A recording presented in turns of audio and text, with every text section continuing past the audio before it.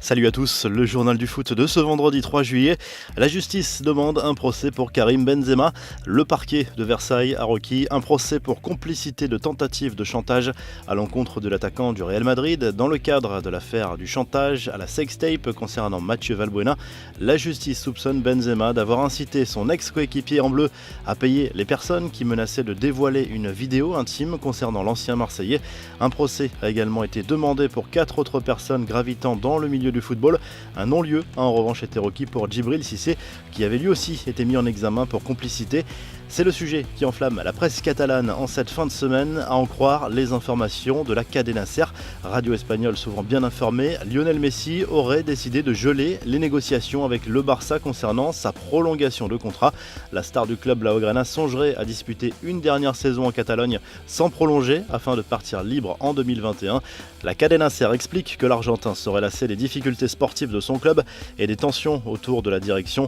S'agit-il d'une réelle volonté du joueur ou d'une simple stratégie pour mettre la pression sur le Barça et obtenir un dernier contrat en or avec une hausse de salaire? Le Mundo Deportivo a contacté le club qui dit ne pas être au courant d'une telle décision de la part du sextuple Ballon d'Or.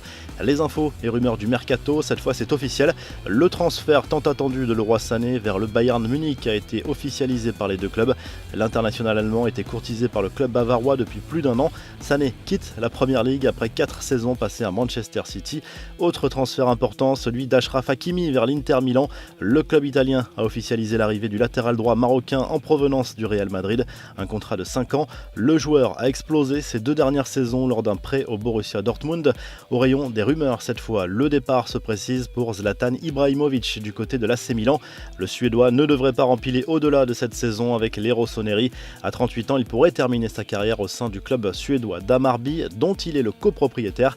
Les Girondins de Bordeaux vont devoir se trouver un nouveau coach. Le club a réagi par un bref communiqué au désir de l'entraîneur Paulo Sousa de quitter son poste. Les Girondins prennent acte de cette décision qui n'est pas vraiment une surprise. Le club bordelais est en effet dans le flou total concernant son avenir. Enfin, l'OM perd officiellement l'un de ses plus grands espoirs. Le LOSC a annoncé jeudi l'arrivée du jeune attaquant Isaac Liadji, 18 ans, qui n'a pas voulu signer son premier contrat professionnel avec son club formateur, l'Olympique de Marseille. Les infos en bref, le carton de Manchester City face aux champions. Les Citizens ont écrasé Liverpool 4-0 jeudi soir dans le cadre de la 32e journée de Premier League. C'est la 2e défaite de la saison des Reds, déjà sacrés et un peu en vacances. Comme le veut la tradition, les joueurs de City ont fait une haie d'honneur à ceux de Liverpool avant la rencontre. Les confidences d'André Villas-Boas dans un entretien publié sur le site officiel de l'OM. Le coach portugais est revenu sur la très belle saison qui s'est achevée par une qualification pour la Ligue des Champions. L'objectif pour la saison à venir est clair, poursuivre sur cette dynamique. Villas-Boas visera à nouveau une qualification en C1. Il a également évoqué les raisons qui l'avaient poussé à rester, l'amour de ses joueurs et du public marseillais. Mauro Icardi, lui, s'est confié au journal Le Parisien. L'attaquant du PSG évoque la bonne ambiance au sein du vestiaire. Il dément cependant la rumeur d'un pacte entre joueurs pour la Ligue des Champions. Il n'y a pas de pacte, mais c'est l'objectif du club et de tous les joueurs. Il n'y a pas de pacte à élaborer. Il se crée tout seul à lâcher le buteur argentin. Encore une tuile pour le Barça, comme l'explique le journal Sport. Nike a été contraint d'arrêter le processus de mise en vente des nouveaux maillots en raison d'un défaut de fabrication concernant la qualité du tissu. Les supporters vont devoir encore patienter avant de pouvoir se procurer la nouvelle tunique de la saison prochaine. À peine nommé et déjà critiqué, Hugues Ouvrard, nouveau directeur général délégué de l'OM, a fait l'objet d'une vague de contestation sur Twitter pour des anciens tweets. Des supporters n'ont pas tardé à réclamer sa démission.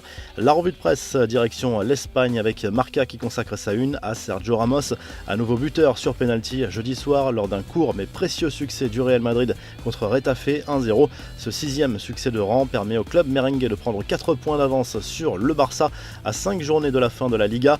Le journal Sport évoque la réunion réclamée par la sœur et agent d'Antoine Griezmann avec les dirigeants blaugrana pour évoquer l'avenir et avoir des explications claires de Quique Setién sur le traitement du français au sein de l'effectif. Et en Italie, le Corriere dello Sport revient sur les rencontres de jeudi soir en Serie A. L'Atalanta Bergame enchaîne un nouveau succès et fait tomber le Napoli 2-0 sur son terrain. La qualification pour la prochaine Ligue des Champions est quasiment assurée car dans le même temps, la Roma a touché le fond sur son terrain. Défaite 2-0 des Giallorossi sur leur terrain contre l'Udinese. Vous retrouvez l'actu foot sur topmercato.com, l'appli Top Mercato et à très vite pour un nouveau journal du foot.